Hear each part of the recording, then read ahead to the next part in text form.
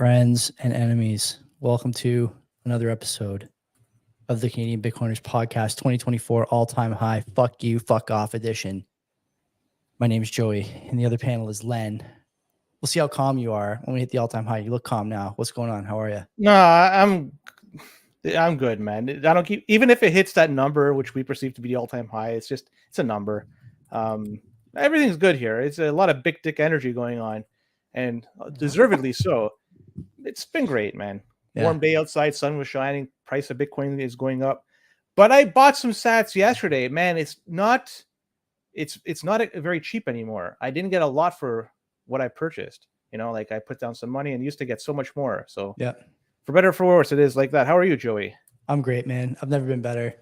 I wore my Bitcoin shirt, my Bull Bitcoin shirt to work today. And I did last week too, actually. Somebody at work today said to me in the hallway that Bitcoin is still a Ponzi scheme. So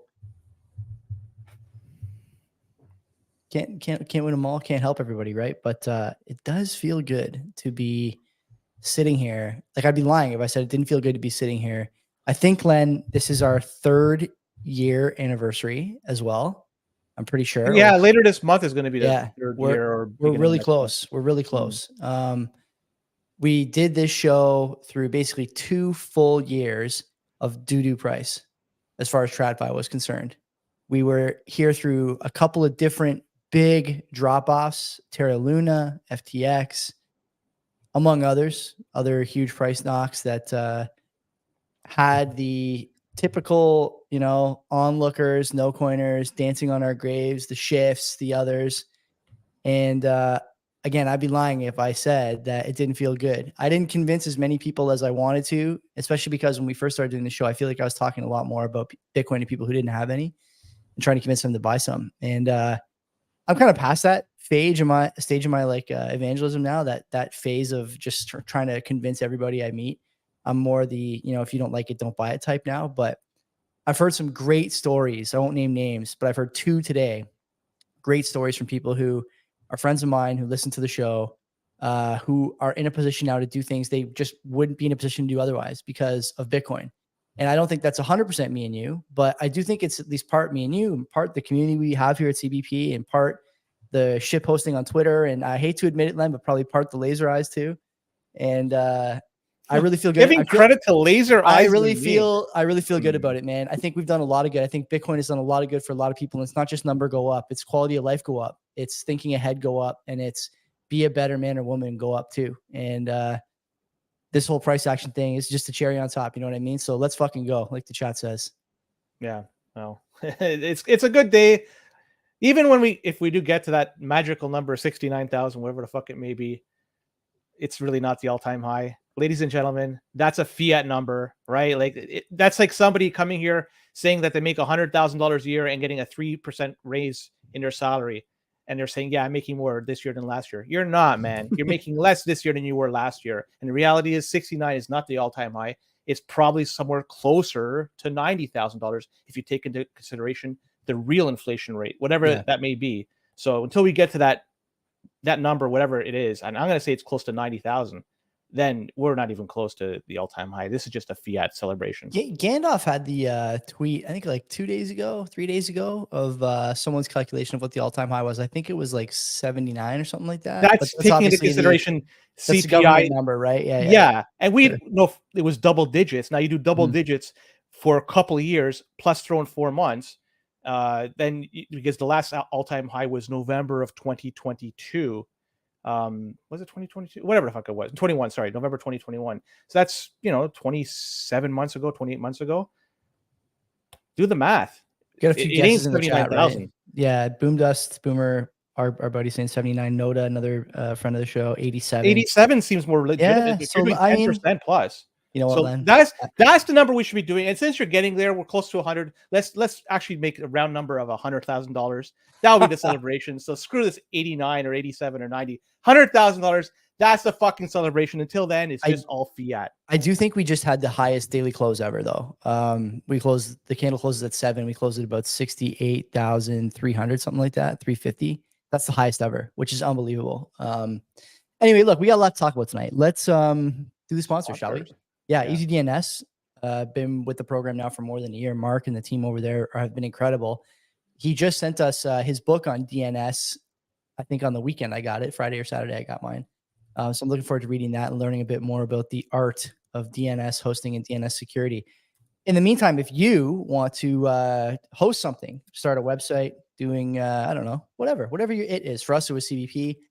For some of you guys, maybe you want to, I don't know, sell pictures of your feet or build an app or whatever, and you want to market it and build a website around it. Mark will help you do that. And on top of that, his team helped us put together a number of different features on our website, including email, which we're not using yet, but we could, PGP and GPG. If you want to use a virtual private server, Mark can help you with that. They got stuff over there for your Nostr relay, your Bitcoin node, your nodeless implementation, and your BTC Pay server if you want. I think a lot of you will probably want to start taking Bitcoin for your services and your products if you haven't already. That would be my recommendation.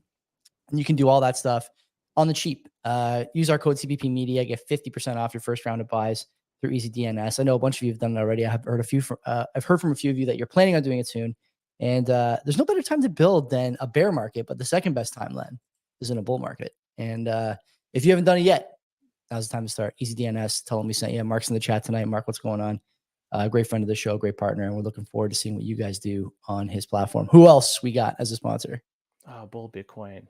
Bull Bitcoin, what can you say about them? They don't go down like Coinbase does. They stay up, always up, because you could buy and sell your Bitcoin if you wanted to. Like Joey said, some people may want to consider selling your Bitcoin right now. Me, I prefer to hold on to it, but everybody's different. Some people have bills to pay. Do whichever you want. This is Bitcoin. You have that freedom alongside it. So you could buy your Bitcoin on chain. You could buy your Bitcoin through Lightning when fees are going up, and they are right now.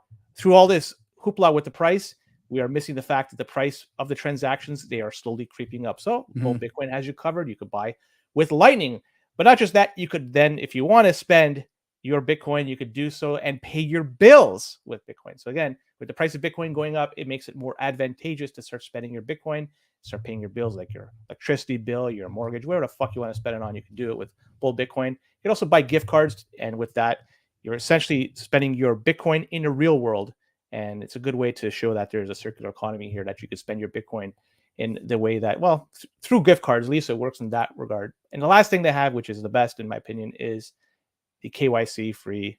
You go to Canada Post, load up your money, it blows up your KYC free Bull Bitcoin account, and you could buy that KYC free Bitcoin from Bull Bitcoin. Cheapest in the game. The spread is the cheapest in Canada. Can't say about the rest of the world. There might be somewhere else that's cheaper, but at least over here in Canada, it's the cheapest you can get with KYC free. We talk about it, why you should get KYC free. We talk about it all the time. Certainly consider it. If you haven't yet started your stack, do so yesterday. If not, start it today. Yeah, man, it's never been more important, and it's going to be more important than ever going forward. Let me tell you that. I'm saying we're going to stay in the air until we get an all-time high. Yeah, Mark is the sponsor, so do we have to do that? I don't know. I have to find out. I got to check our non-existent contract with EasyDNS. So a couple things for housekeeping. Last week, Len, who was your guest on Wednesday night?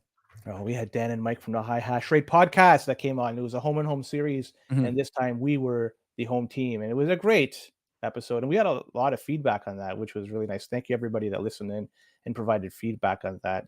And this week we have the people coming in from DTech, and they are a company that's based out of Montreal, and they provide Bitcoin mining solutions for people out there. So if you want to buy like an ASIC or any components to hook up an ASIC, stuff like that, they have you covered. It's the Canadian version, I would say, of Kaboom Racks. Yeah. And so it's based on Montreal. Love to talk with them, and hopefully we could get them some exposure. And if anybody wants to do some home mining or even expand on their large mining operation, they could probably help you out. I think next week, not to spoil it or get ahead of myself, but I believe we're going to also have Tour de Meester come on. The king of the bull sauce coming on to discuss his report that came out a little while ago now, talking about preparing for the next Bitcoin bull run. And safe to say, I think it's here. He just did Marty's show. I listened to it this morning. I had to message him, and a little bit of an assist from Mark as well. So he's going to come on next week. I think I'm going to set up a date next weekend or this weekend coming up. So maybe next week you get 2 interviews with 2 very high quality guests. Len, do you want to talk about the conference quick? We're supposed to Yeah, so Yeah. the Canadian Bitcoin conference is taking place this year in Montreal, May. I forget the actual dates, It's but like it's 13th and sometime in the month. 14th or something. You guys in the chat will know anyway. So they have a buy one get one free going on right now. So if you are sitting on the fence about buying a ticket, well, it might be a good time to execute on your order, because when you buy one, you get a second one for free. This offer is not going to be there for too long, so certainly execute that very soon if you choose to do so. And also until March 15th, you could also earn 5% sats back on your ticket sales. So it's another way to get at least something back from buying. So you get 5% sats back on your ticket sales. So buy one, get one free, and some sats back at the same time. The sats back are only available until March 15th. That's great. So I would suggest, if you're looking to go there, definitely do it. There it is. Somebody mentioned May 16th to 18th, Montreal, Quebec, Canada. Looking forward to it, man. I'm going to be there. Len is, I think, not going to be there. I don't want to. No, May is a tough time for me. I have so many birthdays in that month. It's a tough time for me to get out of the city. Of the basement. Out of the basement. Yeah, exactly that. I screwed up. Yeah, I can't give up this. The charade here. I sometimes get out of the basement, people. I sometimes do, but unfortunately, I'm stuck. I'm stuck here. The Metro in the chat asking, how do we get it in on the offer? To be honest with you, I have no idea. That's a good question. We didn't really ask that of the conference organizers, Dan and Manuela, but I'm sure they'll do it. Message Plate Liquor on Twitter if you have him on Twitter, Plate Liquor 21 or whatever his handle is, and ask him. He'll know. Or just message the conference on Twitter. They're on there as well. I think they're in a couple of the Canadian Telegram channels too. So my bad. It's not buy one, get one free. It's buy one, get one 50%. My mistake. Okay, buy one, get one 50% off. There you go. Len will pay the other half of your 50% off ticket. I'll pay it in Doge. There's that chat we're in. I can't believe there's so much dog. I love that. Everyone is dealing in shitcoins now. True bull market behavior. True bull market behavior. And the sad thing is, all we hear about are the gains. We never hear about the losses. Those losses, they're buried and never to be discovered. But gains, it's here, there, and everywhere. It's like your buddy who always wins at the casino every time he goes, right? But anyway. Yeah, how many losses did he have? The fuck guy, he's got them repossessing his car. They got the lock on his wheels. Like, nobody fucking always wins. That's right. Okay, so where do you want to do boosts? Should we do boosts? Yeah, I do. I got a few of them. It's a top 5 in terms of donations. So thank you very much for people who have donated to us. We're going to be donating this to a worthy cause very, very soon. Doug, we can talk about the cause if you want. I think we agreed on the cause, right? I think it sounds like a good one. If there's a better one, I'll be happy to, but I'm indifferent. We're going to give it to OpenSats. So we're going to collect for a few weeks, then we're going to give the sats to OpenSats. They seem to be doing a lot of good work, never more important than now to support open source development. So that's what we're going to do. Yeah, sitting on right now 133,000 sats and climbing. So Doug and Roop, 525 sats. This is with respect to the high hash rate episode I just did. He says, love the closing message to all the fathers out there. Appreciated it. For the husbands, hang in there. Not long you'll get a, whoa, you knew this all along. And this was with reference to the end of the show. That was one of the messages, the final words by Dan on that show. Mo BTC Dick, 550 sats. He writes in, curious if you, Len, would rather have the ETF or the Ordinal, and why? Because one of the questions I asked him, I said, which would you rather hold for 10 years, the ETF, or 1 year an Ordinal, and see if you could sell whichever one for, whatever you can. I'll take the ETF. Principal, what about you? I'd probably take the Ordinal, honestly. Okay, thank you very much, ladies and gentlemen. This has been a fantastic episode, and I'm gonna just take off. Isn't the Ordinal more? He leaves. Isn't the Ordinal more custody than the ETF? I don't know. Like I'm trying to. It's a sat, man. You're fucking buying a sat, a single sat, right? I mean, they're both shit. I'm not gonna own either one. I'm just saying. But if you're paying 2 sats for that one, you got ripped. At least the other one, there's a slight chance, at least a slight chance that you're gonna fucking get a. Anyways, Jordab. 1,000 sats says, thanks, Len, for the lightning fast response about UTXOs. Thanks you very much, Jordab, for the donation. He's asking a UTXO question. And like I mentioned to him, and I'll just mention it here, the general consensus is you want to have at least 1 million sat consolidation, sometimes even more. So it may be advantageous to have even some mix of a bunch of them, but 1 million is generally the minimum you should be seeking. And but really, this is just all theory at this point. So who knows? Yeah, it's an academic exercise. I don't want to give up your jam here, but do you want to tell people what you did Saturday night? I think it was Saturday night you did it, looking at the show emails. Oh no, Sunday morning. Yeah, Can we share that? Like, I want to give you a round of applause, pat on the back for that. I got another one coming up this weekend. So Len, I'm gonna say it because you're gonna be too modest. We get emails at the show address all the time, the Gmail address, CanadianBitcoiners@gmail.com, I think it is, or Canadian Bitcoiners Podcast. And we get a lot of emails where like people are just asking like technical questions, stuff about, UTXO management or cold storage, or how do I do this? How do I do that? This fucking guy in the other panel is on the phone with people he's never met, doesn't know from Adam or Eve, giving technical help to them at God knows what time on Sunday morning, the Lord's Day, and answering emails to them, receiving emails from them Sunday night, Friday night, talking to them about what's going on. And this is not the only time I've seen this in the show account.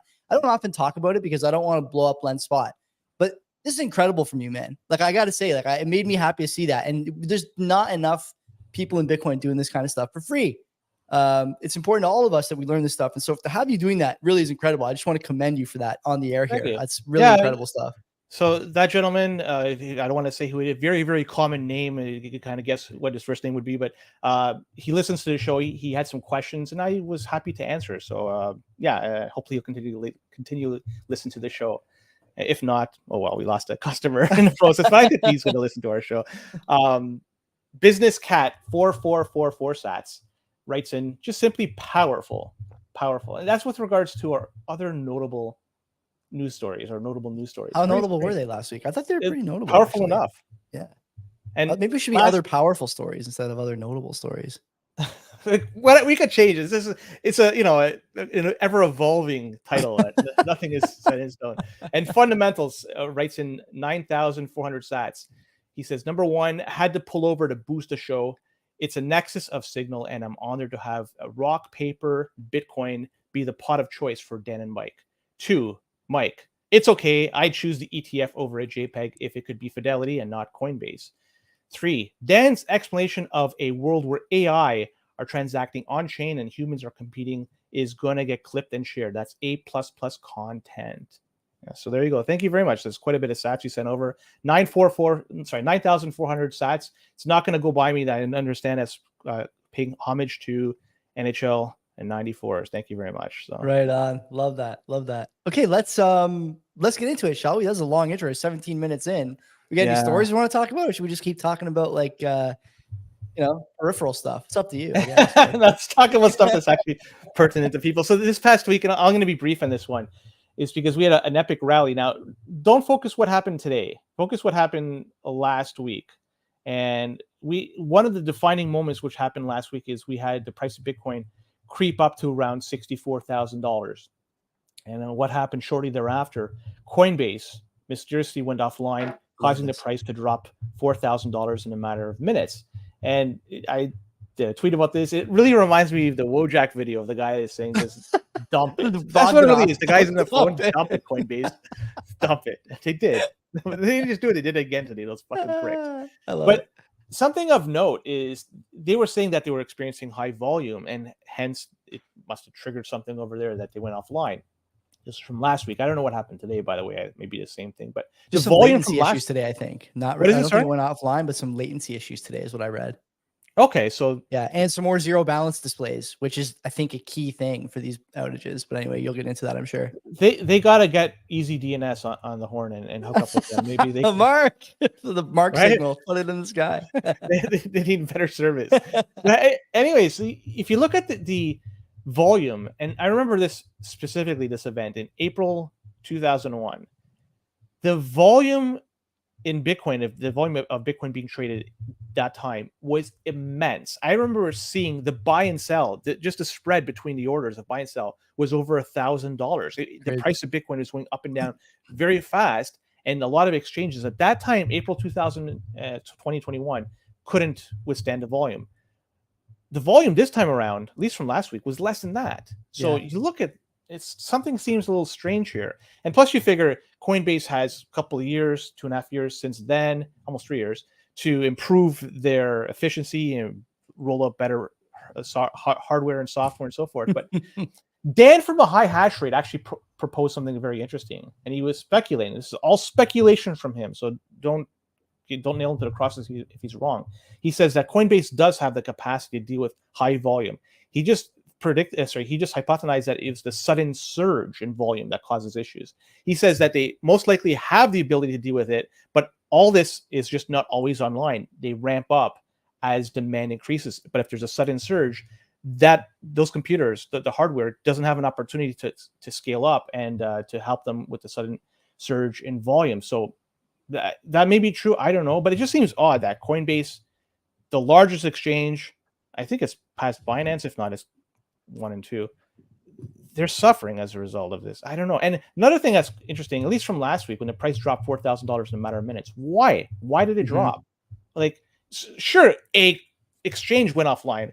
Does that mean Bitcoin is any less? The fundamentals change? Hell no. It's a fiat company that isn't able to withstand. Like, I don't know. I see that kind of shit. That's fucking nuts. But anyways, we still had an epic rally. We're now approaching, what is it now? Like 68.3 right now, 68.4. We're getting close to the fiat all-time high. So close. And it's been a fun ride. People out there, hopefully you're out there enjoying it. And it's a lot of big dick energy, and it's deserved, because like you mentioned at the beginning of the show, we've been taking a beating for the past 2 years and change. Now is the time we could hold our heads high.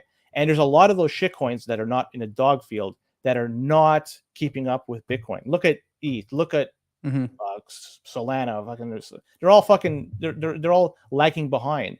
Bitcoin, all the money is coming into it. All the attention's coming to it. It's just too bad that it's the ETFs. I'm pretty sure it is driving a lot of this. I've talked negatively about. Okay, well, yeah. Why do you say it? Because that was my first question for you. First of all, I want to break some news here. Friend of the show, Wayfaring, is writing a technical piece, I believe, on the Coinbase crashes, and we're going to run it on the CPP website when it's ready. So I'm looking forward to that. He's a very bright guy, and anytime he shares his opinion, I'm a person who's definitely looking to listen and find out what he thinks about X, Y, or Z. So we're going to run that on the website next few days. That's number one. Number two, I was going to ask you if you're ready to admit the ETFs were a good thing for Bitcoin or not. It doesn't sound like you are. Why not? It's a short-term look. The price went up as a result of it. It is doing one thing. It's taking a lot of potential on-chain transactions off to something else. I'd prefer to go to something else that is more adjacent to Bitcoin. I don't know what it can be. I'm talking very cryptic right now because potentially it may not even exist. Well, likely doesn't exist, but that's what I'd like to see. I'd like to see some organic people coming in and organically using Bitcoin and buying Bitcoin, and that will help drive these L2s to be ready for prime time. The ETFs, you're essentially giving all this power to them. They're holding on to your Bitcoin, and you're asking them to give it back to you at the end. They'll likely give it back to you in the end. But there's a shred of doubt in my mind, the smallest of doubt that grows by the day, that maybe it will not be. Hypothetically, what if things go really shitty with the economy and they say you can't take your money at the market? This is potentially could happen. And this would also be your money that's with Bitcoin, with the ETF that is stuck there. So I don't want to give up my keys. And when you buy through an ETF, you are essentially, you don't even have the keys. You're fucking playing with fiat money and having them tie it to the price of Bitcoin. They have the keys. You're saying, here, buy it with this money, and you own the keys. They take all of the gain. You take some of the risk. You probably come out okay in the end, but I don't want to deal with probably. I want to deal with guarantees. I agree. Don't get me wrong. I understand what you're saying, and I agree that the ETF is a suboptimal product for people who want to hold Bitcoin and are keen on the Bitcoin ethos, for sure. No doubt about that. But then I also think about the stuff that I've seen sort of in the last 3 weeks, 4 weeks, and it's accelerating, that these issuers are adding the spot Bitcoin ETFs to other portfolio strategies like fixed income or defensive strategies or NASDAQ strategies or whatever. And actually, I can't remember now, Macroscope, I think, tweeted this out at the end of the day today, that BlackRock just filed another paper with the SEC saying they're going to add this to a few more of their different strategy portfolios. It's going to be in more and more stuff. And I would argue that what you're getting when you have the ETF products, and we talked about this before, but it's worth mentioning again. What you're getting when you have the ETF products isn't just people buying the straight ETF product and losing that same person as far as like a Bitcoin self-custody, like a good Bitcoin citizen. It's not necessarily the case. What you are getting for sure, though, is people who would otherwise not buy the ETF or self-custody the Bitcoin, helping drive the price up. this is the thing that people didn't price in. So when people say the ETF wasn't priced in, yeah, there's a lot of demand on the spot ETF for sure. But what's really going to blow people's brains is when all these little 2 to 5 to 7% allocations and all these other portfolios where these people were never going to buy the spot ETF, never going to buy spot Bitcoin, now they're pushing the price up too. That's the thing that the ETFs are doing that we didn't have priced in before. We didn't think about that. And now that's become a reality. I think I have something with that. Like, do you think that I'm way off base there? Or, like, because I'm with you that this is, like I said, suboptimal if people want to hold spot Bitcoin. But you have to admit that you've expanded the group of marginal buyers now, 1,000-fold, basically, with these ETF products and the way they're available.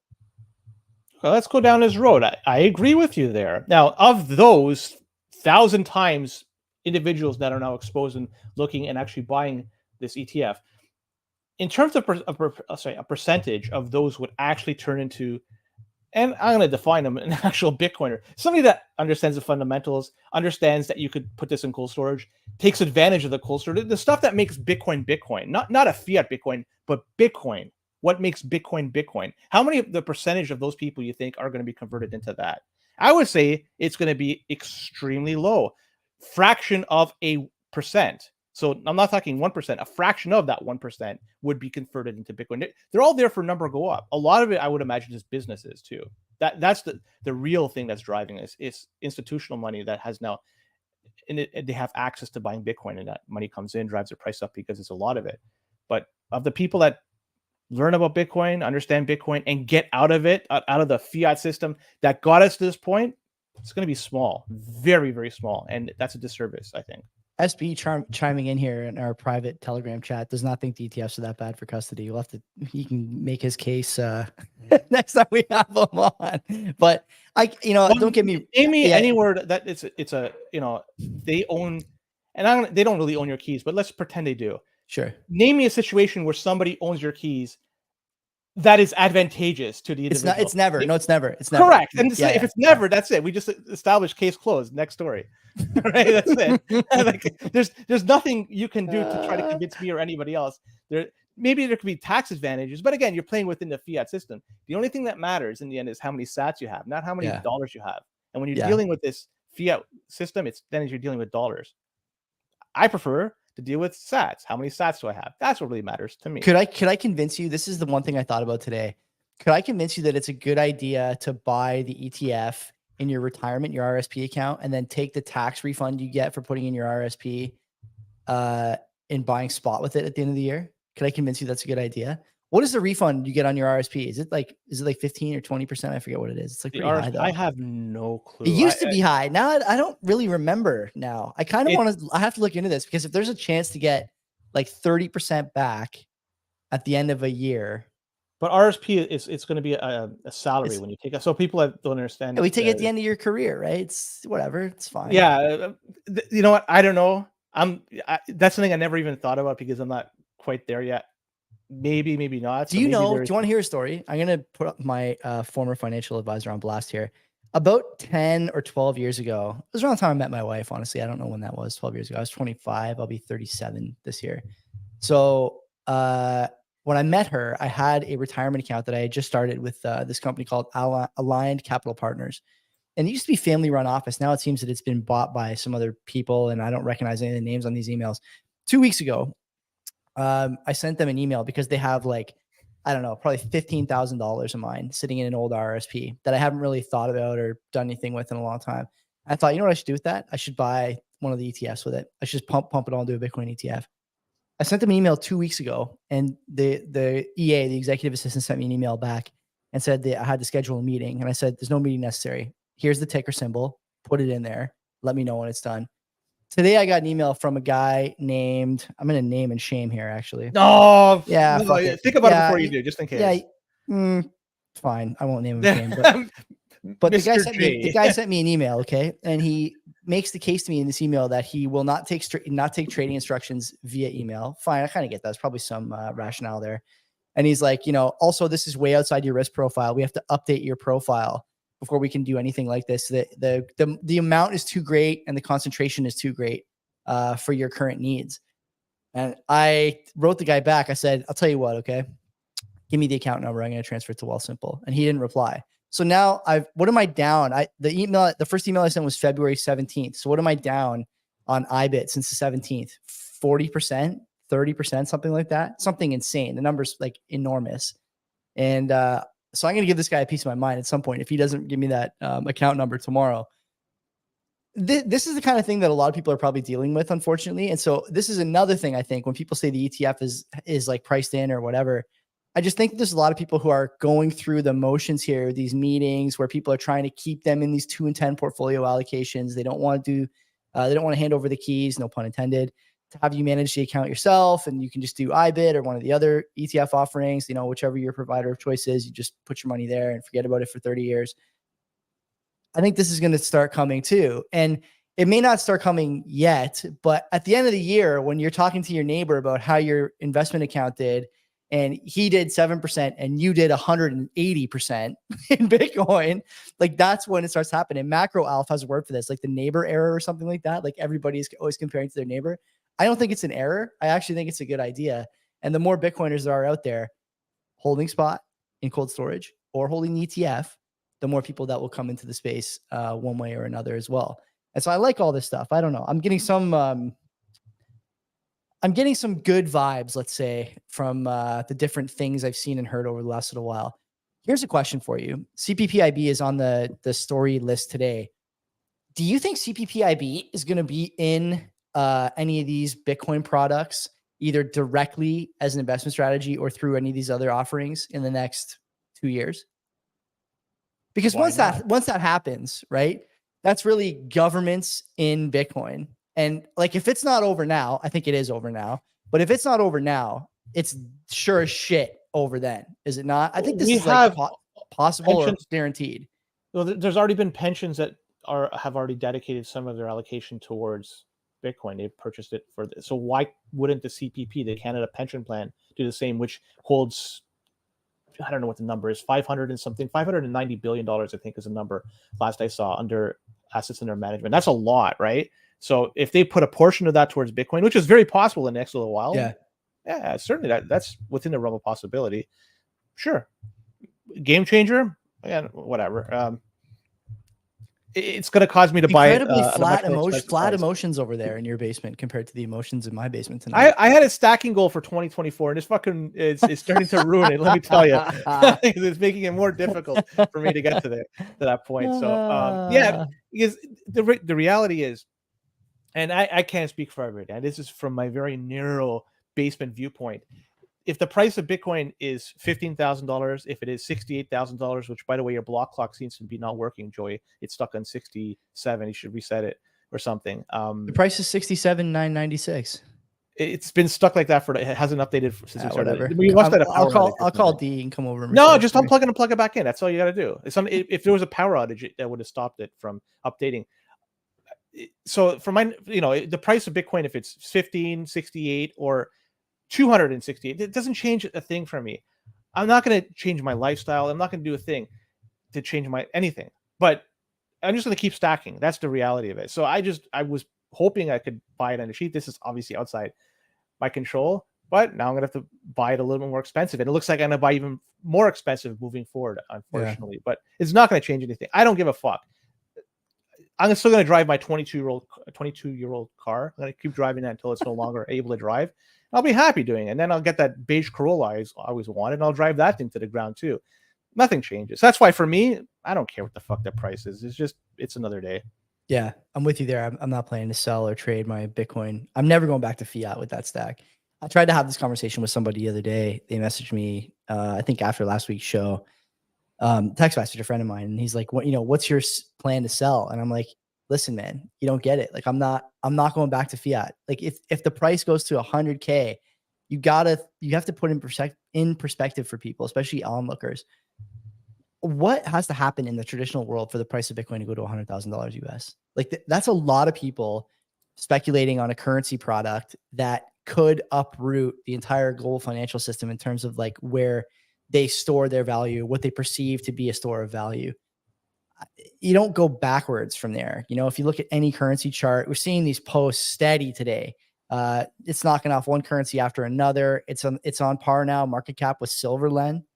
It's give or take. It's either slightly Like slightly that's, faster now. you don't Whatever. but you don't go back is what I'm saying. You don't go back to the currency that you traded for that asset when that asset is performing that well, because everyone will eventually want to take that asset. It's hard to explain to people. And there's not many, like I said, not many people I spend time trying to, maybe not convince, but explain my rationale or my thinking when it comes to like the Bitcoin investment strategy.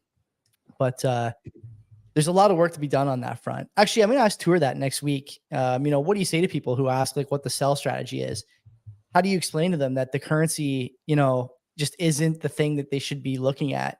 And we've talked about this before. Everyone kind of knows intrinsically the currency is not the place to park their value. No one holds cash outside of an emergency fund or something, right? Or, if you're one of these people that does like 6 months salary in cash, no one does it. And the reason they don't do it is because now more than ever, everyone is keen to this whole inflation. Everything is going up in price except the currency that's going down in value, blah, blah, blah. Everyone kind of gets it.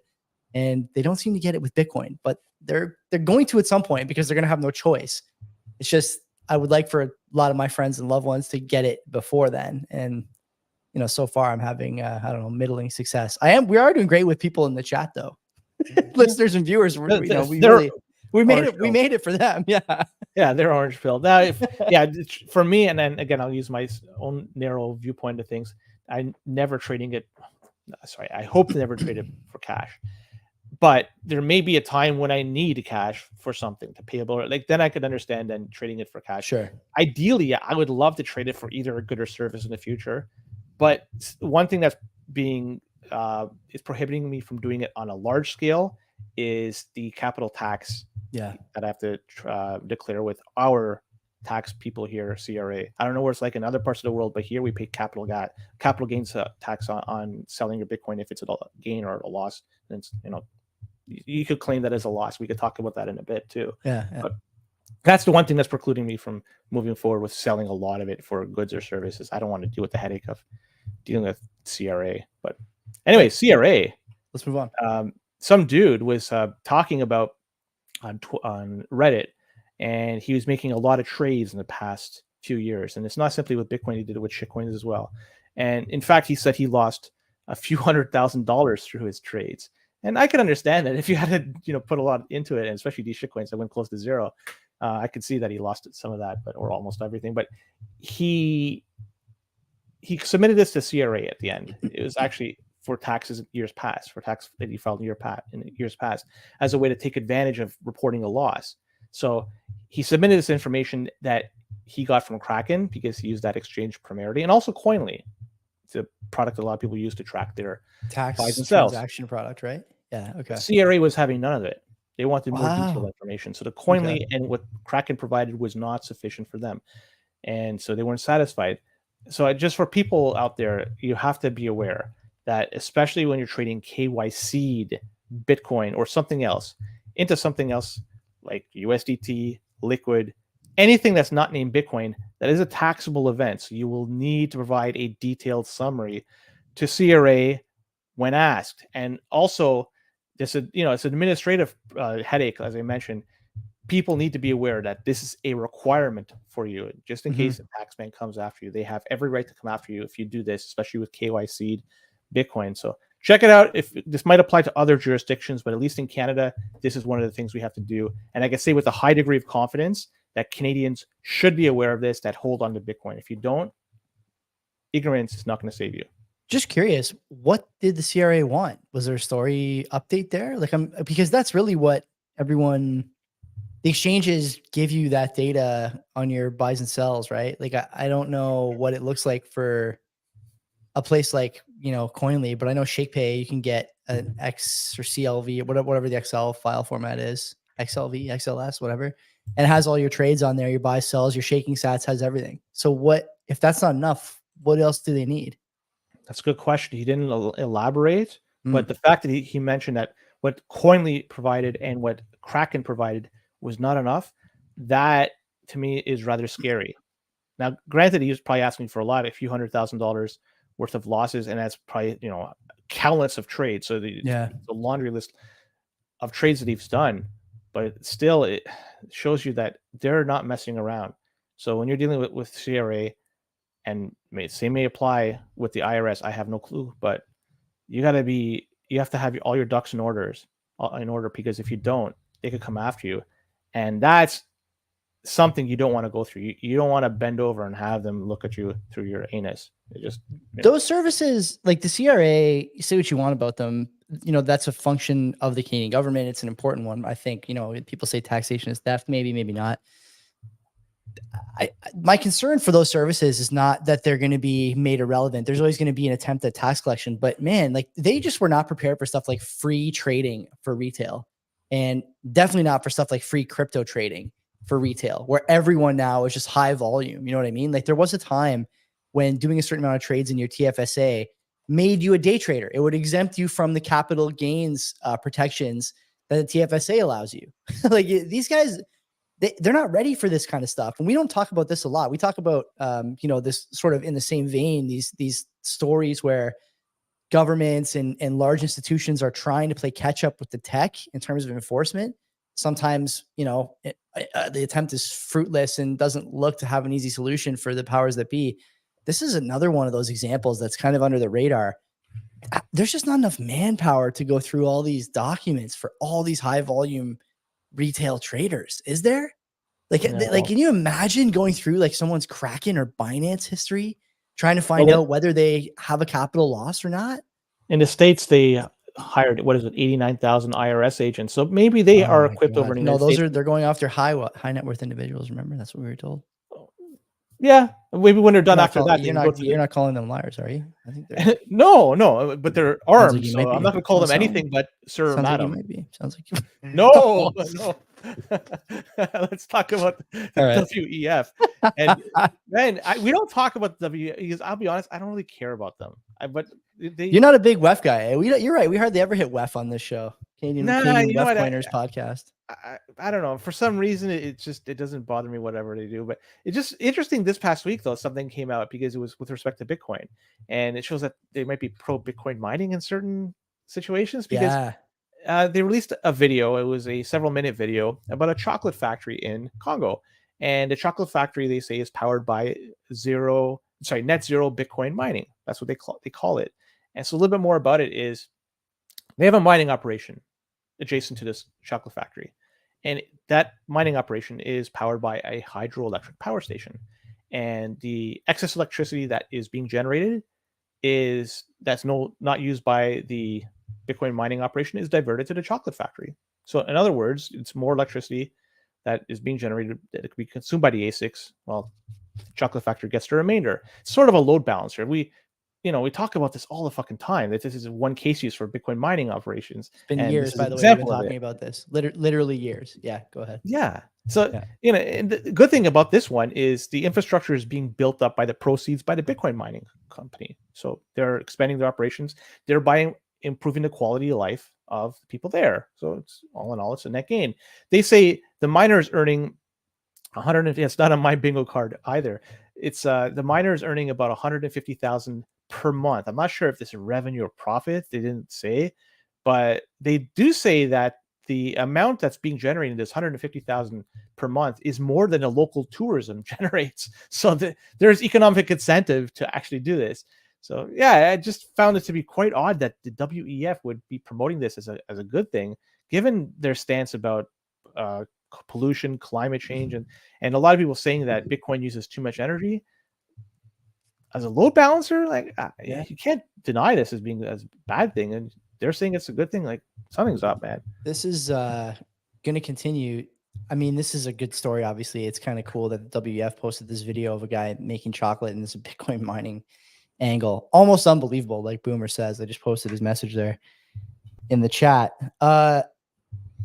Should we talk a bit about, in the same vein, the move that some miners look to be making toward nuclear power for their facilities? This is going to become pretty significant because Amazon did it.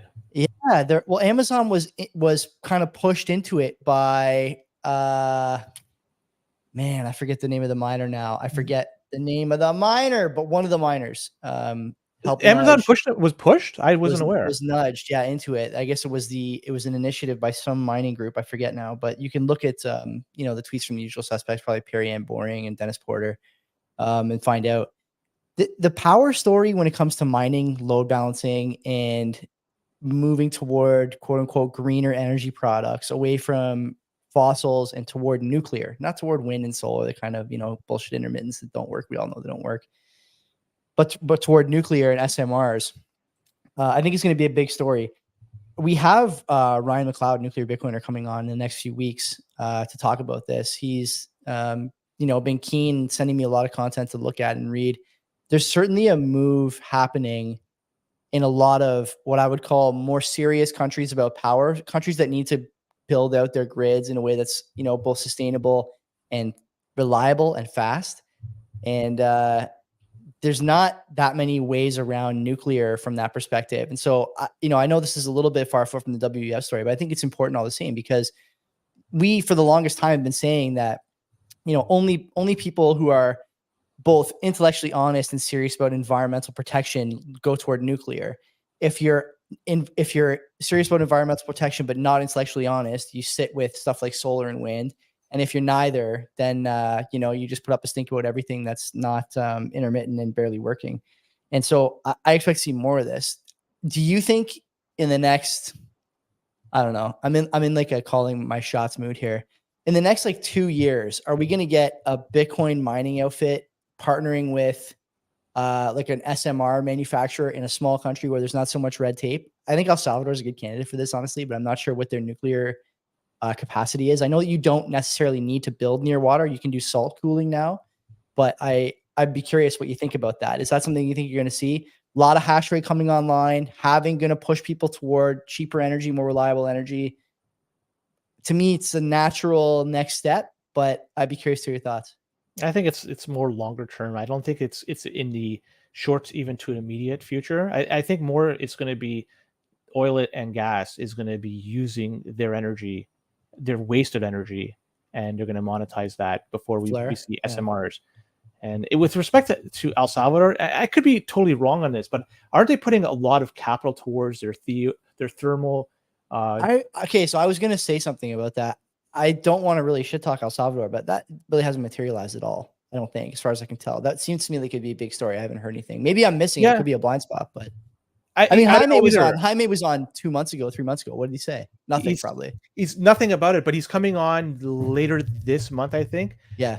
Maybe I'll sit in for that one. Maybe we'll do a joint joint rip. I do have some questions for him about Bukele. I'm not as like I told him. Naive as everyone else is, I don't think. Anytime you want to come on and talk about El Salvador or even stuff in your life, we'll roll with the red carpet. Stuff in your life, yeah. No, because he's been really good beer league soccer games. Yeah, if he wants to talk, but obviously he's not going to. But I give him the option. He's a good guy and he's been good to us. And I want to make sure that definitely he knows that he's welcome on this show anytime he wants. Oh, of course, no doubt. Okay, that's an interesting story though. I do like that the WF is kind of sort of coming around. It's possible that whoever put that video out, has been fired since then. Some intern just getting let go, but it's also possible that someone in the higher ranks of the WF put that out. So let's see. If we see more of that, then great. If we don't, we'll see. Yeah, this is a one-off. Come on, CBP, tell us the story of your unceremonious exit from the WEF.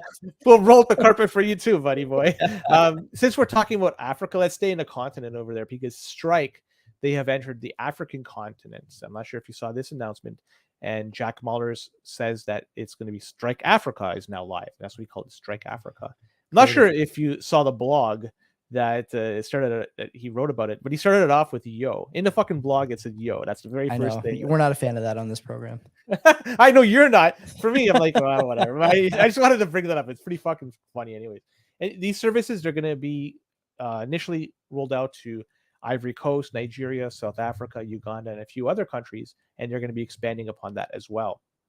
And so he's saying that this is going to open the doors to onboarding people in those countries into Bitcoin using both on-chain and Lightning. Plus, they're going to be offering services including USDT. I know that stablecoins are very popular in some countries, and this is going to be another offering of stable coins that they could use. So it could be not only just onboarding, but also peer-to-peer. You could do that with Strike, and so that's one way to exchange your money. And this is the first full expansion by Strike outside of the United States. They haven't come to Canada. They're going to Africa first. Whatever. I have nothing bad to say about this. I think it's good. More opportunity, more options, and more people to start using Bitcoin, or at the very least a stable coin where they don't get access to actual US dollars. And I know Nigeria, they're having some difficulties over there with trying to access Coinbase, or sorry, Binance. I don't think they have Coinbase there, but Binance, I know the government is shutting off people's ability to get on there. This might be a way around that. I don't know, but giving people options, cheap options to use and get into Bitcoin, I like it. This is a good thing. Yeah, same. I don't really have much else to say about that. I mean, it's good to see those guys expanding. I think Maller's, not to beat a dead horse here, but he's under-delivered, I think, on a lot of the promises he's made. I don't think there's any doubt about that. Not for lack of trying, maybe. I'm not sure, but he did start up a podcast instead of continuing to work on some of the stuff he promised, I think 3 years ago now at Bitcoin Miami, maybe longer. So I wish him all the best. Interesting note there about Canada, right? Like, Canada is this weird country that's really done a poor job in terms of like bringing in opportunities for its citizens thanks to the banking cartel. Like, we don't have Strike here. It's funny, little business on there. Len and I, when the podcast started, before we had the great sponsors we have now, we were looking for ways to monetize. One of the ways to do it is through Anchor. And Anchor still to this day is like knocking our door down to try and put preloaded ads into the shows. And if the ads were decent for decent companies, like, I would consider doing it, of course. But you know what the problem is? You can't get paid by Anchor if you're a Canadian, because you need a Stripe account. And if you don't have a Stripe account, then you can't get any money. So you're just kind of SOL. Like, I don't know what the solution for that is, but it's weird to see like countries in Africa getting opportunities vis-a-vis these new age banking apps, these like fintech applications that we just don't have here. I'm still sending e-transfers to people instead of using Venmo, et cetera, et cetera. And it doesn't seem to be, in the cards that it's going to change anytime soon. Weird, really weird. Yeah, that's a very good point. It could be resistance from the banking system over here, which has deep roots, and they don't want to give up whatever advantage they have gained so far. So that could be it. But at the very least, we have other options here, like e-transfer for sending fiat. But you know what? You can still send it with Lightning. Yeah, it's Bitcoin or bust, right? Like, that's kind of where we are now. Yeah. Pushing people to Bitcoin, right? Every day. Someone in the chat said earlier that the CRA's like tax rules are forcing people to hodl Bitcoin and driving the price up too. It's a great point. We don't talk about that enough.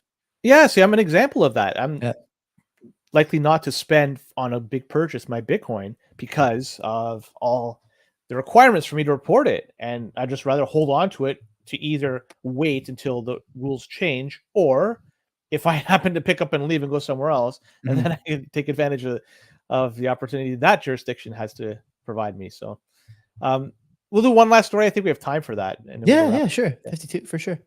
Yeah. So Department of Energy, we talked about them. They were asking Bitcoin miners to voluntarily disclose, U.S. Bitcoin miners to disclose information related to their energy consumption. Looks like we got some closure on this story, at least for now, though. So Riot and a few other companies, they decided to launch a lawsuit, and they were saying at the time that was unfair practice, and the Department of Energy decided to temporarily halt the program. We talked about this last week. And so this week, though, they announced that they're going to permanently shelve the program, at least the one that they have rolled out to this date. It's also being reported that the government must destroy all the data collected to date, also pay the legal fees, and start over legally with public notice and comment. So looking at this, reading between the lines, it's not to say they're not going to go ahead with something like this again. They may, but the process will be slightly different moving forward, because if you look at the Bitcoin miners, they're not out of the woods yet with respect to being forced, voluntold to disclose information. If you go look further, Fox Business is reporting this past week that the White House is voicing concerns about the sustainability of the power grid as the price of Bitcoin continues to go up. And so if you look at this, there may be another request moving forward by the Department of Energy, But this time around, they're going to have all their I's dotted and their T's crossed, so there won't be any lawsuits to sideswipe them. So one thing they could always say to go ahead with it, they could cite long-term implications of energy consumptions, environmental sustainability, all the shit like that that works with normies out there. And well, in terms of people out there that are voting, normies outnumber Bitcoiners by a large percentage. So if you appease to those normies and you say, look, this is one reason why we should do it, and you say they're bad for the environment, they take up too much energy, shit like that, and normies scoop it up, well, you're going to have this type of policy put in place. And what are they going to do with this information once they gather it? We could hypothesize what's going to happen. We don't have to hypothesize. We talked about it last week. Their intention is to take the information and make Bitcoin mining very difficult or outright illegal in the United States. That's in their stated goals from 2021. So we don't have to guess. We know. They've told us already. Liz Warren and the boys over there, they're up to no good. Brian Morgenstern, I still think I want to get him on the show to talk about this because he's obviously got the inside scoop working at Riot, heading up their efforts here. The thing that I would say, Len, in terms of energy, and we talked about this last week, but I'll rehash it since we have a rather large audience tonight. There's a world that's not too far from our reality. It is easily inside the Overton window, where as driving season approaches and the strain on grids really ramps up, and oil moves from $75 a barrel to $90 or $92 or $94 a barrel in the summertime, and the SPR doesn't have the same amount of oil to give, the administration points at Bitcoin as the cause for energy prices going up and makes a huge attempt to stifle mining and squash the price all in one go.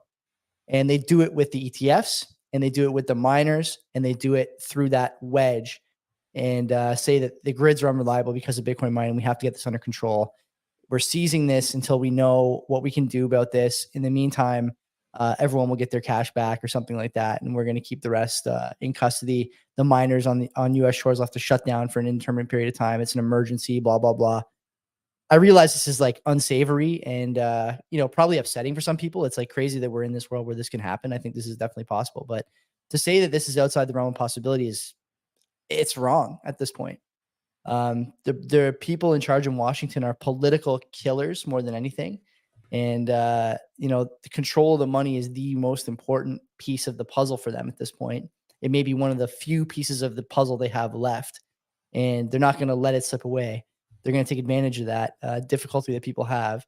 And I wouldn't be surprised to see some variance between the reactions from certain states where Bitcoin mining is going on. Do I think Texas is going to shut down its Bitcoin miners? No, I don't. Do I think that other red states are going to shut down their Bitcoin miners? No, I don't. I think there's going to be a problem. And that's going to add to this cocktail, this bomb that's brewing over in the United States as we head into an election cycle. You saw today the whining and crying about the Supreme Court dropping a 9-0 bomb on the anti-Trump crowd, making sure he's on every ballot. It was 9-0? 9-0. Hardly ever see that, eh? And fuck.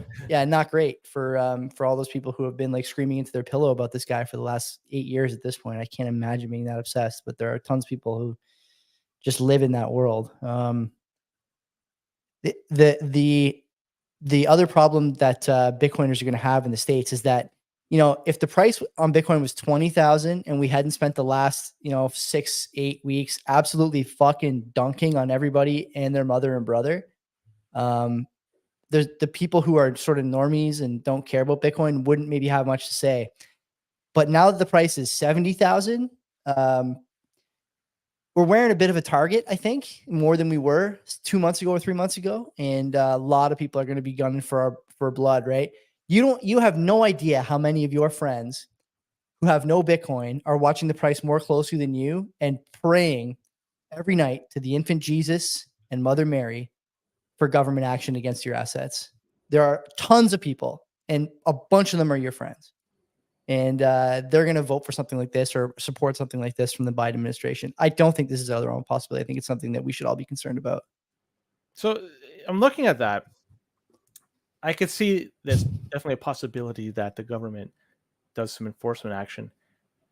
I'm not, I kind of wish they do it in a way too. It seems like it's inevitable. Let's go through this whole process and let's prove that a decentralized system cannot be shut down. And there may be some more pain, temporary pain, but long-term gain as a result. I bring it on. I'd love to see that. Also, it helped my 2024 stack and go. I'd reach it much sooner because it's not another reason. But yeah, so now I'm going to ask you the question really quick before we sign off on this segment of the show. Go. As I asked Dan and Mike this from the High Hash Rate podcast, who would you rather see retire first, Joe Biden or Elizabeth Warren?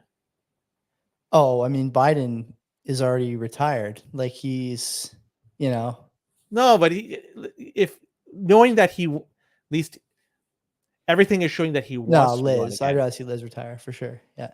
Really?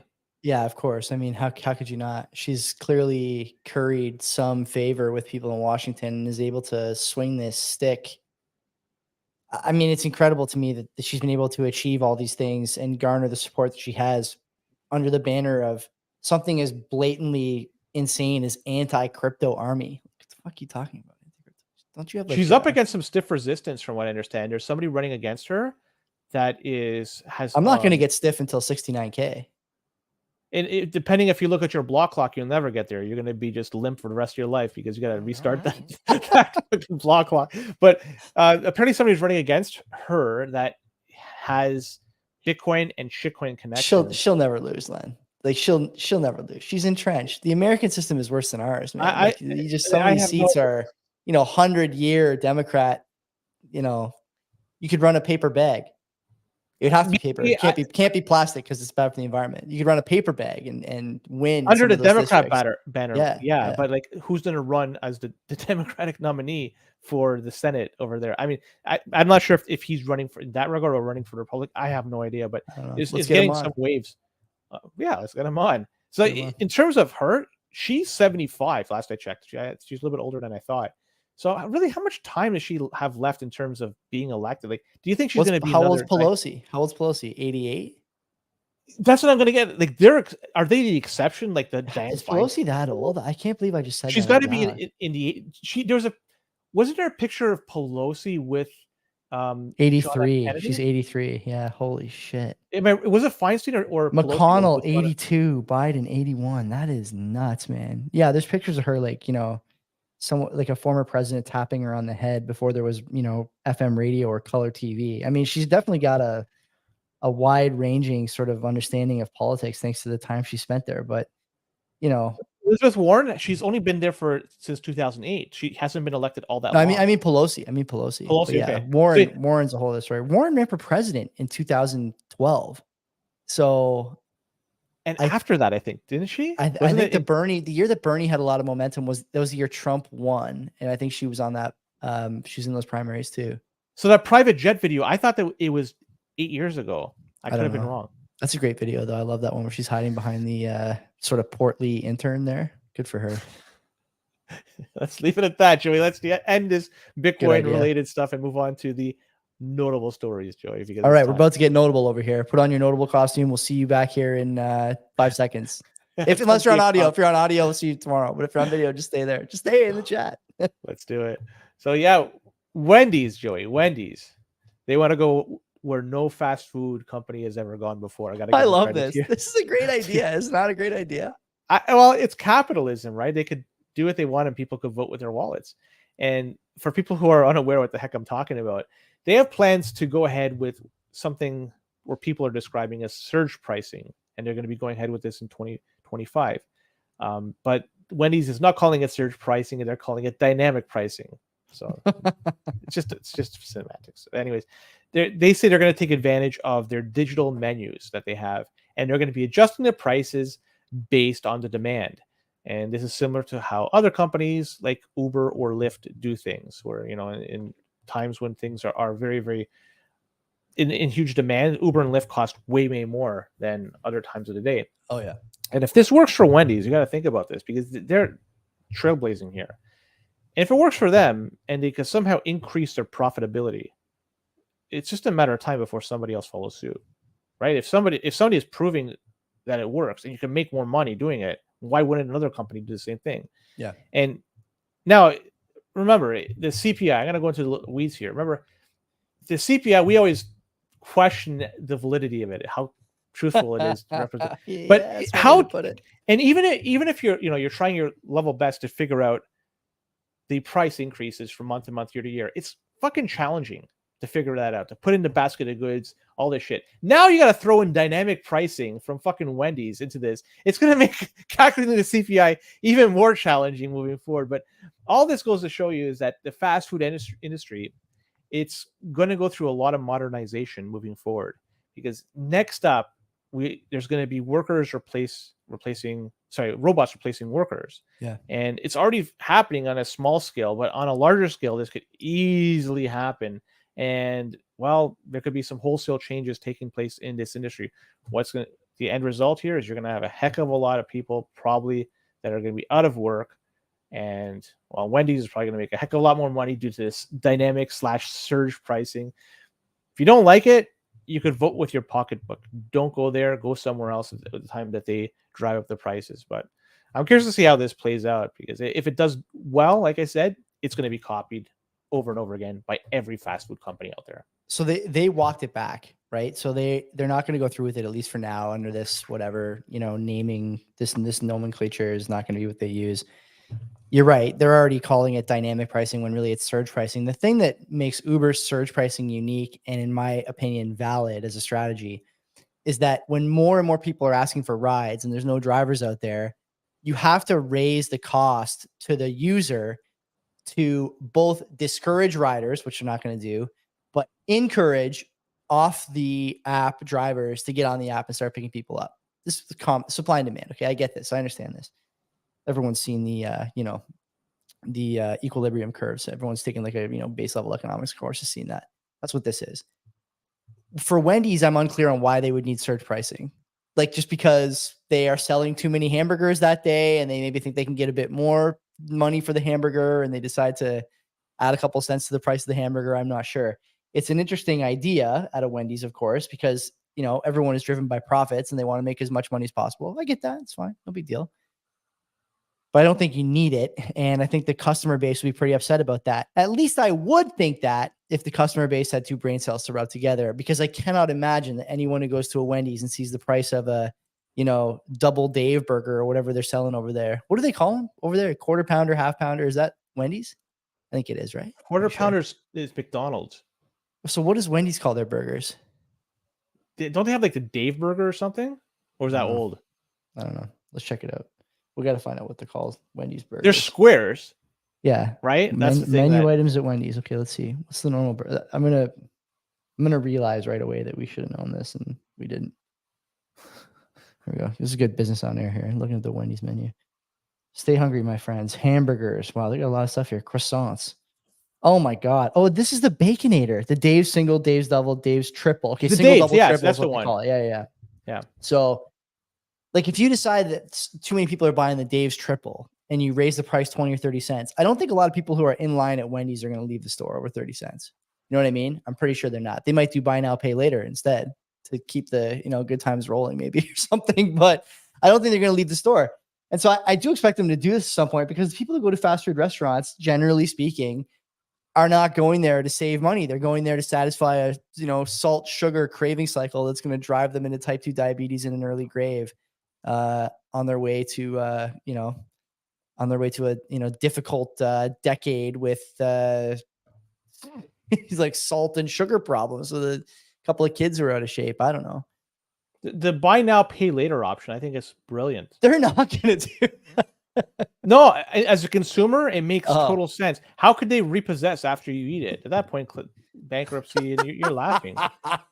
Right? Yeah, sure. Take advantage while you on can. that loan for the hamburger. I don't know why you would do this. Yeah, well, why would you not do this, right? And you know what else, Len? Years ago on this show, I think we probably talked about it, but I can't remember if it was 2020 or 2021 the first time I saw this. Grocery stores have had these digital tags for a long time already, right? I'm sure you, listener, viewer, in your hometown, right? If you're in a semi-major Canadian metro and you have a store like Metro or Fortino's or any of the Loblaws chains, they have digital tags now on the store or on the items in the store on the shelves. I think that there's something to that, and I think that food producers know sort of intrinsically where things are going in a way that maybe retail consumers don't, and maybe also governments don't or pretend not to. And so they use those tags as a way to be able to update prices quickly. Think about how many times they would have had to change the tags in every single Fortinos for the price of eggs or milk, right? If it's a digital one, then they could just easily do it. They do it on a dime. Exactly, Yeah. right? They do it every day if they want. And soon, I think there's potential that will happen because as we just talked about earlier in the show, the cost of your lettuce is going to go up when the price of oil goes from 72 to 82. And then it's going to go up again from 82 to 85 and up again from 85 to 90 and 90 to 95 and so on and so on and so on. And they need those tools in place to be able to do that. Now, politicians, I think at that point will say, hey, look, this is surge pricing. It's unfair. But I would say that it's anything but. I would say that they were prepared for a scenario that I think a lot of people saw coming, including people who listen to and watch this show and you and I, and they ignored it for the most part, the people who should have been taking care of it. And now you're kind of seeing the consequences. I don't think that Wendy's is going to be alone in this. I think you're right. And I think that you're going to see more and more of this because it's sort of what the culture, the economic culture at the moment demands, right? You have to be agile in your pricing. And you see this anyways, by the way, in a lot of higher end restaurants. If you go to a high end restaurant and order fish, what do you usually see as the price? It's going to be very, very expensive. No. What do you see? There's no price. It says price. It says market. Price. It says market or price. Yeah. But so you pay based on what the cost to bring that fish in or what the fish is. You're going to see this more and more. This is not new. It's just that now everyone is subjected to it for everything because of the backdrop. That's all. It's not going to change. It's not back. This is just advancing, like the way things are done. It's just the next level. It gives them the opportunity to adjust prices based on demand, and they can maximize it. Let them. Yeah. And you know what? Capitalism hopefully will. It's better for me because I don't think a lot of people are buying like nothing but ground beef and eggs. So hopefully I can get a decent deal on ground beef and eggs. I don't know. I'm hoping capitalism will sort it out because there'll be competition and people will, like I say, vote with their pocketbooks, and the ones that provide the best value is going to get the most money and they'll get rewarded, and others should copy suit. And that's just the way things go. Like that's just an open market. Yeah. But something that's not I'm watching this price really so closely, 68,560. Okay, do the next story. I'm going to unplug and plug my block hawk back in. You can watch me troubleshoot it. See, I chirped him enough to finally get this. I just unplug it and plug it back in. It should work at the next cycle. Anyways, banks are safe, people. Remember, I'm telling you this. Banks are safe. Actually, probably it's not the case because a Federal Reserve policy warns on the possible financial sector risks with respect to banks. No fucking shit. And if you look at companies like New York Community Bancorp, for instance, and if you look at them, you can confirm that there are at least cracks within the financial system. And for those unaware, shares of this regional bank took another 20% shit just this past week when it was reported due to that they had bad quarterly or earnings report. People didn't like that, of course. And a lot of this is being attributed to exposure to the commercial real estate market in the state of New York, which has been a losing ticket as of late. But back to the Fed report. Remember the BTFP program? Well, that is ending, right? That's coming to an end. And that was put in place to shore up the banking sector after several collapses last year. With this program ending, the banks are now back in the spotlight as their safety net has been removed. So big companies, if you look at like the JP Morgans, the Bank of Americas, they're all doing well when you look at their stock price. If you take a look at their stock price, it seems that everything's going okay. But look at the regional banks. There are a lot of them that are taking a kick to the nuts. Their stock price has tanked significantly over the past year, sometimes in the past week, as I was mentioning for the New York Community Bancorp. So these regional banks, we talk about it enough. This is the canary in the coal mine. These are the ones that are going to go tits up first. They have the least amount of capital that they could deal with any problem at times, and so they're going to have to get either bought up or the Fed comes in and bails them out, or some combination of the two. But look out, because there's going to be some major fucking bank failures this year. BTFP coming to an end. They have nothing left. The exposure is fucking real. They have some financial risks. And even the Federal Reserve, this policy report fucking underlines that there's some problems here.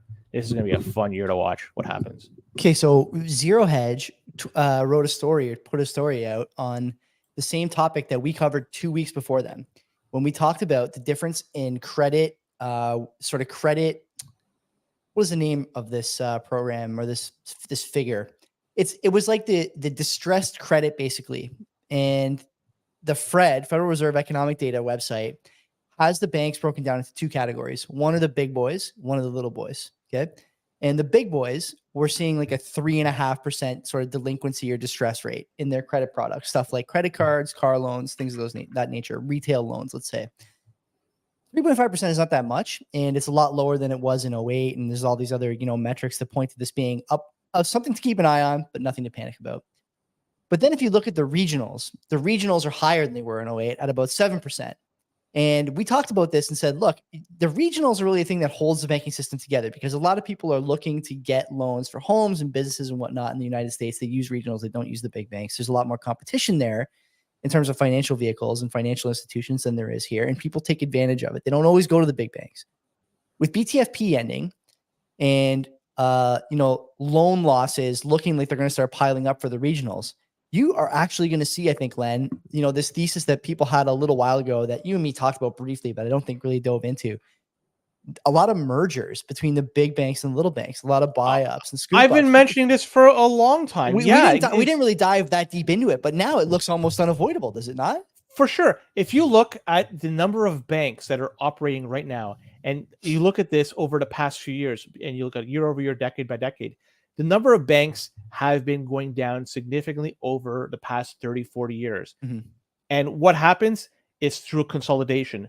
Bigger bank buys smaller bank, or two smaller banks merge to become bigger bank. That's what essentially happens. It's just the customers still need to be served, but they're served now by whoever is going to be owning the corporation moving forward. That's exactly it. You're going to have a lot of these smaller banks that are going to be bought up or merged, one of the two. That's the reality. This has been going on for a long time, and all you're going to have in the end is consolidation between a few big banks. It's going to take a lot of time to get there, but it's trending towards that direction.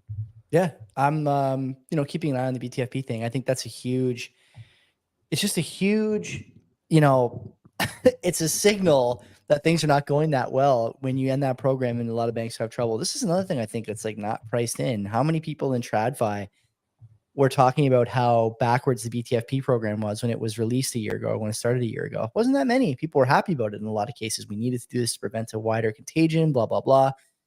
Now it's ending. We'll see. Bitcoin had a rip when that program launched, right? When we started to see SVB and other regionals wobble and fail in some cases, at least in one major case. Let's see what it does this time. I mean, we're pushing 69,000 here. We're very close. The floor on Bitcoin right now is 70,000, let's say, to make it an even number. The last time the Federal Reserve did QE cuts, bailouts for banks, et cetera, and businesses was COVID. The price of Bitcoin was 5,000, 3,000, something like that, during that big COVID crash. Yeah, and it made it up around that price. Made it up to 70, right? That's what, a 20x-ish? 20x from now, we're past $1 million. Might be time to deploy, lads, as they say. Hard not to be all in when all this stuff is taking shape on the horizon. And it's not like you haven't seen it before, right? I think one of the things that people forget is that markets react in a way that seems irrational sometimes, because the gap between like what was going on 15, 20 years ago and then it happening again now meant that investors aged out or died, or were no longer managing money, or were no longer employing the same strategies, right? They became defensive and started doing 60-40 instead of doing equities, for example, or stuff like that. Now, the gap between the crises is what? 3 years? Like that's if you count COVID. If you just look at the regionals, it's like less than a year right now. You know what I mean? Like everyone remembers what happened. They know that the options are either failure, merger, or bailout. They remember what happened to Bitcoin last time. Come on. It's not that hard to figure this out, right? You're going to wind up with people who make the right choice this time on the retail side. And I think a lot of people are doing it. You look at the Bitcoin price, everyone kind of sees the writing on the wall, right? The implication is that everyone remembers, and that memory, wasn't there 30 years ago, 40 years ago, or even in 08 wasn't there, right? And now it's there, and it really does matter. You know, the communication strategy and the way that these guys operate for a long time relied on stuff like that, and that's gone. That cushion is gone.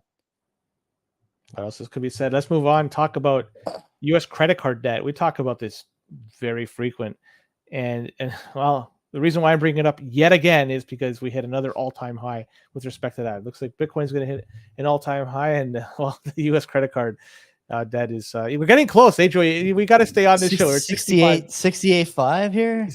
We got to stay on for a little while longer. I think we'll talk about some NHL 94. So, what's going on here is that we have 1.13 trillion that is now being reported in credit card debt in the United States. $1.13 trillion. Let that sink in. In Q4 2023, there was a sizable jump in credit card balances. And just in Q4 of 2023, it increased some $50 billion.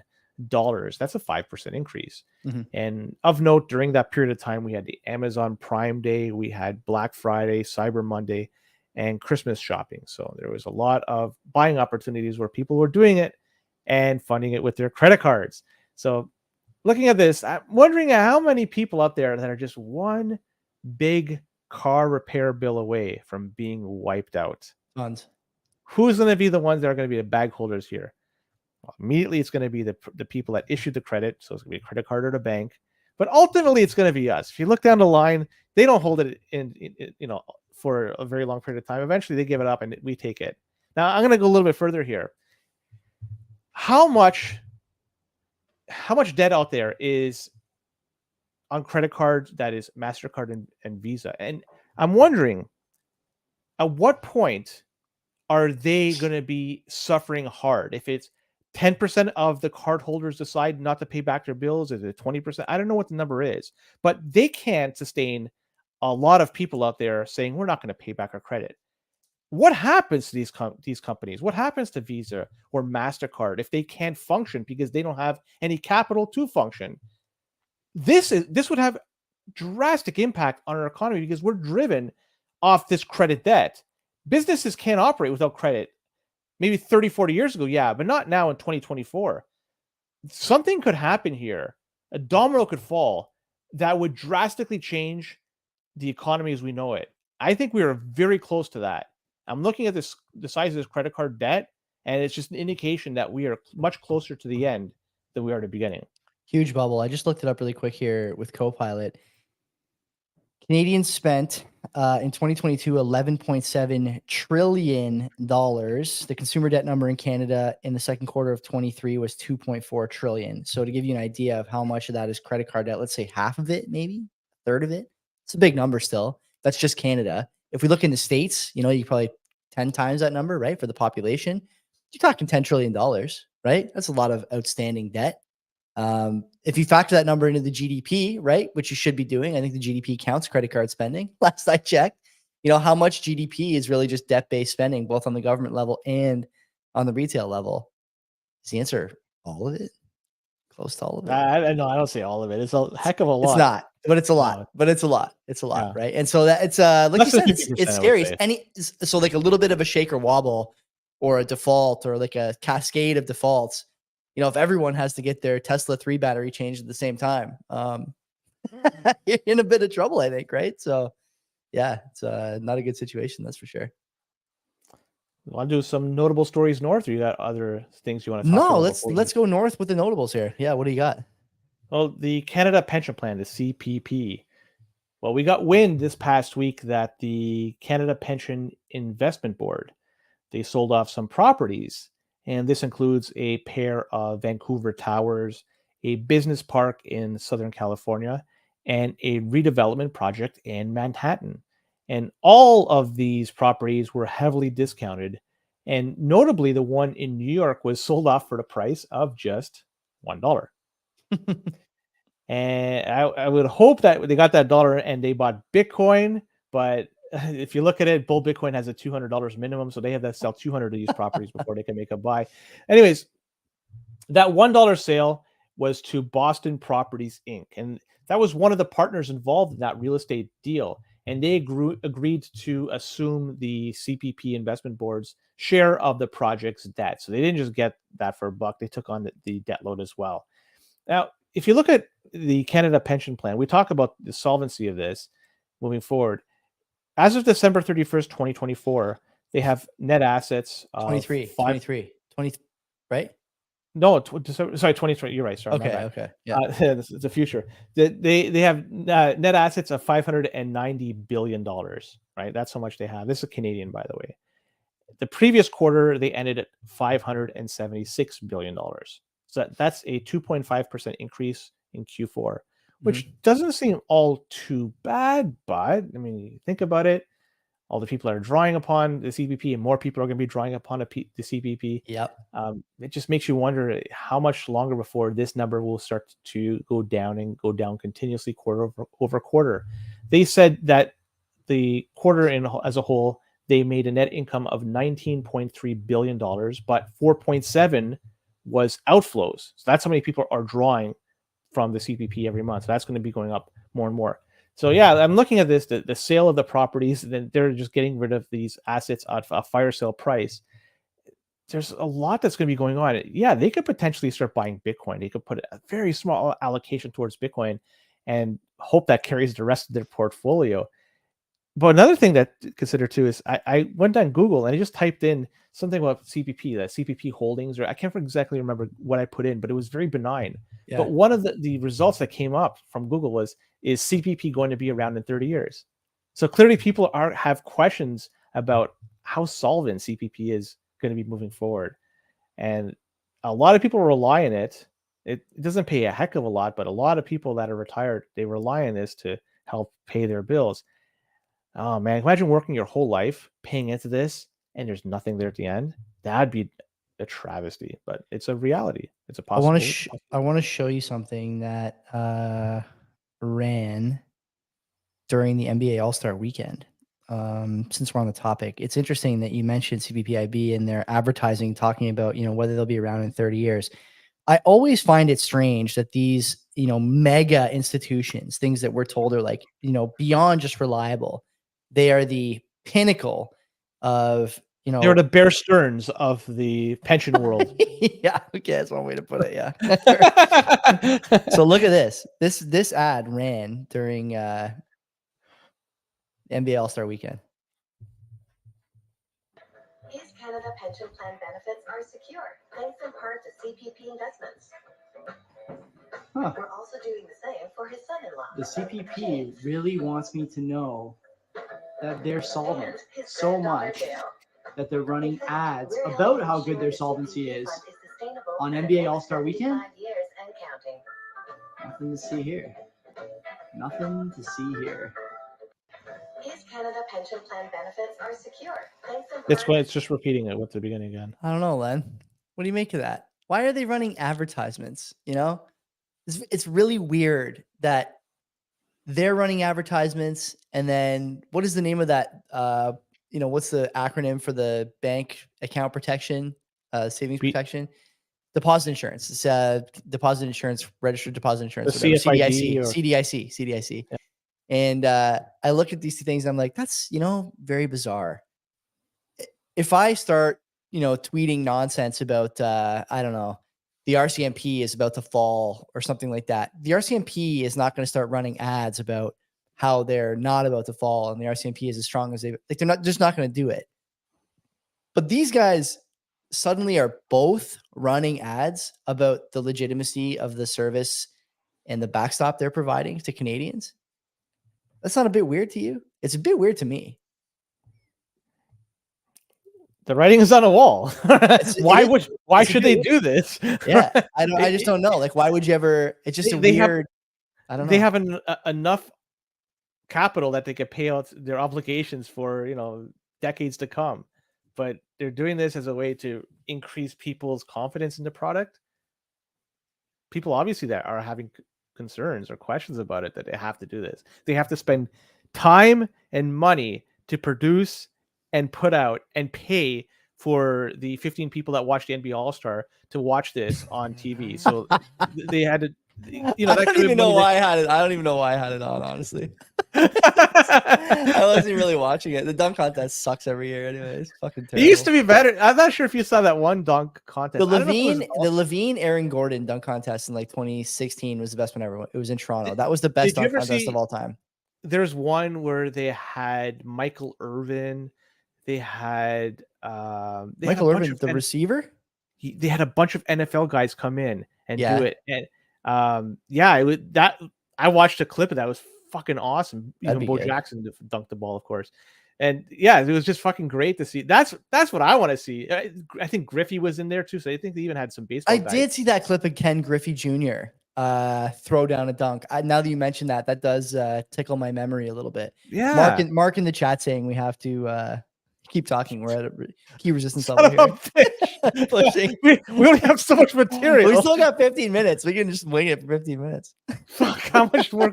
I'll talk really slow. So yeah, on the topic of pensions, CBC, they published an article, and this was written by one Mr. At least I think it's a Mr. Benjamin Shingler, and his piece mentions that the Canada's largest pensions, not just the CPP, but collectively all the pensions within Canada, they have trillions of dollars under management. And he writes that they are not doing their part to move their equity away from fossil fuels. And he's writing that these investments are not aligned with climate goals. I love this. He says that other investment funds, like the New York City pension funds, for instance, and others in France and the Netherlands, well, they are ramping up their investments in renewable and also in green energy companies. Okay, that's fine. I just want to point out that pensions shouldn't be there to invest in ideologies. It should be trying to maximize the amount of money that they could pay to the people drawing from their pension plan. That's what they should be doing. If they tell me that they're going to invest all in defense, I'm not a fan of defense, but if it makes the most money, go right ahead. Because in the end, people that are part of that pension plan, they want to draw from it. They don't want to have a portion or a percentage of it. And because, things didn't go well, we invested in, you name some shitty project, it just didn't pan out. Fuck that. I'd rather have them get the money. I don't care where it comes from, as long as it's legal, of course. They're not selling drugs. I wouldn't even care. I honestly wouldn't even care if it was legal. I just want to make sure the pension's there you solid. go.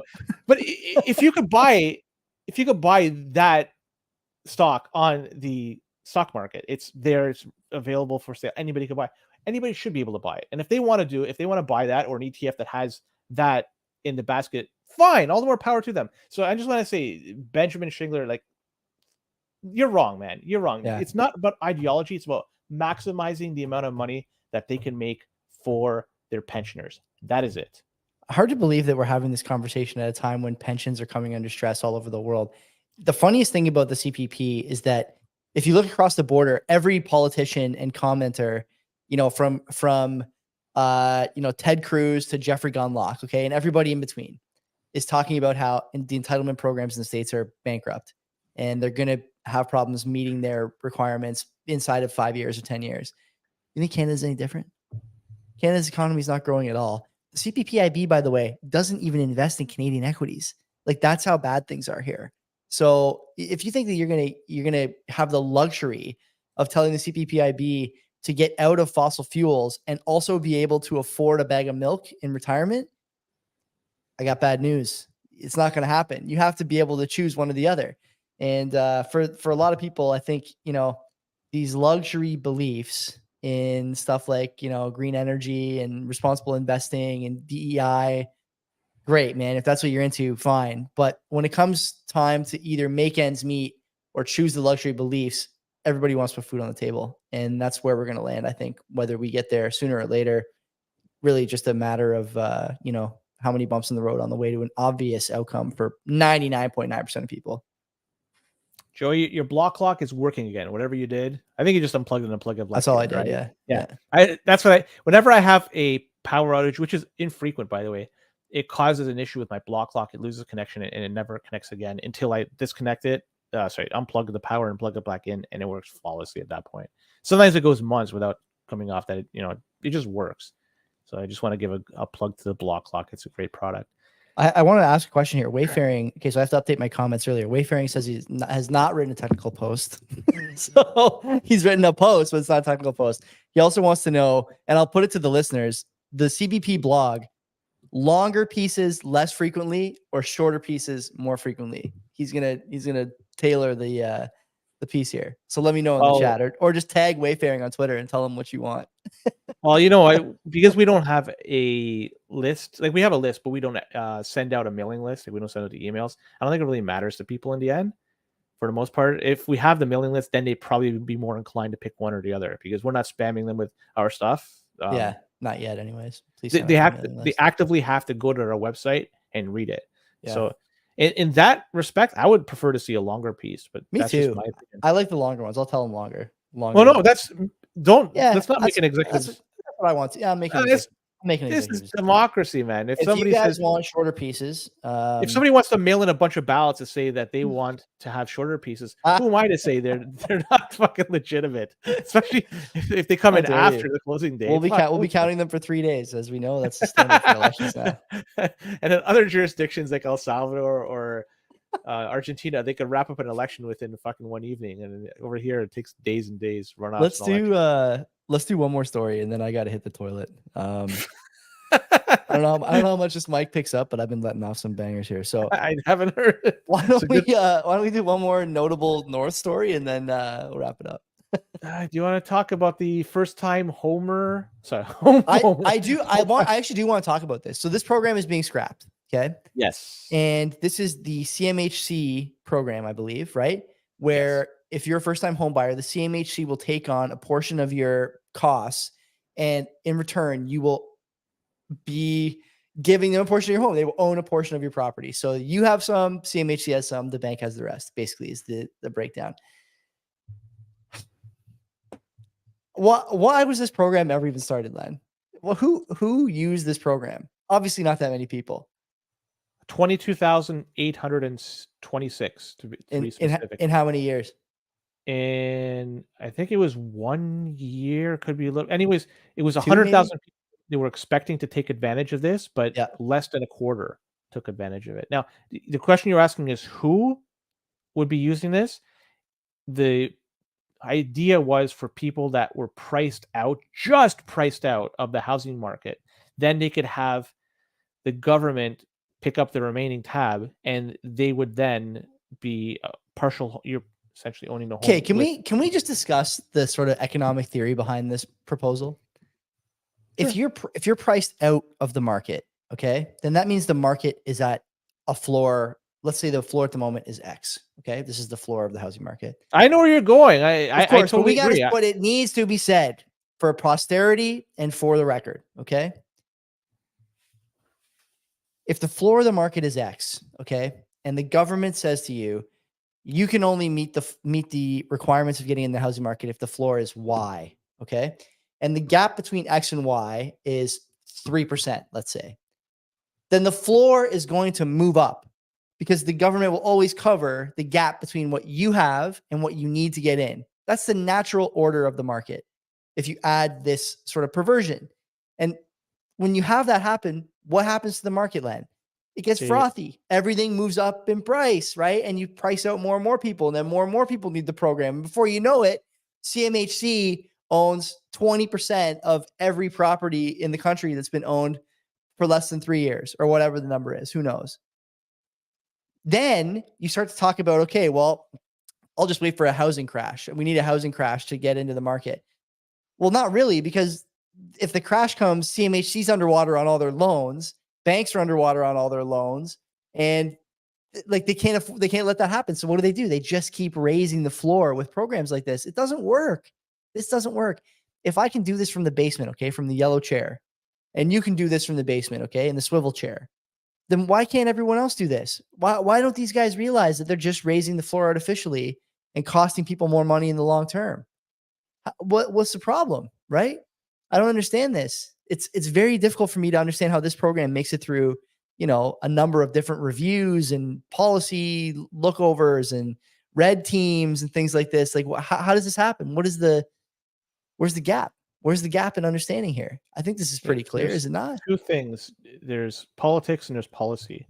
Which side of this do you think it Yeah, falls good under? politics is almost always bad policy, blah, blah, blah. I know. And if you subscribe to that theory, then you can understand why this is going out there. So it's just a reality. So that was the idea behind it. It was going to inject. Not to interrupt you. Narwhal has a good question in the chat here. I'll put it up for people who are on video. Is the government paying any of the mortgage, or is the homeowner paying the full mortgage? No, good question. The homeowner, from what I understand, the homeowner pays for everything, and including maintenance, upkeep, and so they take all the shittiness that comes along with owning the house. The government will get a portion of it once you sell it, and so they're just there to help you get in. But once you get out, they're going to be asking for their handout, their slice of the pie. Whatever. This is coming to an end. It's as of March 21st. They are not going to be accepting any new or updated applications. Yeah. And there's going to be no approvals granted after March 31st. And the program, they said they had it budgeted $1.25 billion associated earmarked for this, but only $408 million, almost $409 million have been utilized. So in the grand scheme of things, a quarter-ish of the funding has been allocated to it. But in terms of the amount of applications, it's less than a quarter. So yeah. That's it. Whatever. Another program, come and go, and it's just a footnote in our history. It looks Just like a footnote in history. That's it for tonight. Well, we just stay on for a couple. We're 68,503. So if we stay on for another, I don't know, 3-4 hours, we should be there. Who's gonna edit the fucking audio? My dog's probably taking a shit outside too. Fuck. There's that one guy that we kind of know that does those long fucking videos, right? And it just goes on. It's like 6-hour videos. I'll tell you. Oh yeah. I know who you're talking about. It's amazing what you can do if you're just high as a kite, probably. But if you're not, then you're just talking to yourself sitting in front of a camera. And you don't have, you don't have any obligations or anything. Yeah. It's a tough labor market, as they say. That's it. Good night and God bless. We'll see you. Mark's chirping you, man. Go to the bathroom. Mark's going off here. Get back to work. Corporate. Let's do rotation. Mark, I'm gonna take off for a bit. You come in for me. Joey, you and he rip for the next. We're fucking out of here. Listen, hang on for all-time highs. If you're not stacking, you ought to be. And come back Wednesday for the interview. You'll like it with remind me, D Central. Central, that's right. I think I want to say Decisive. Decisive is an old school Toronto-based rapper, but it's not him. Anyway, that's it, everybody. Yeah. Take care. Comb your hair. We'll see you next time. Don't be a cock. Hold on, I gotta do all the streams here. Here we go. Save. I think it does it automatically for Rumble. At least I don't know. Good night, everybody.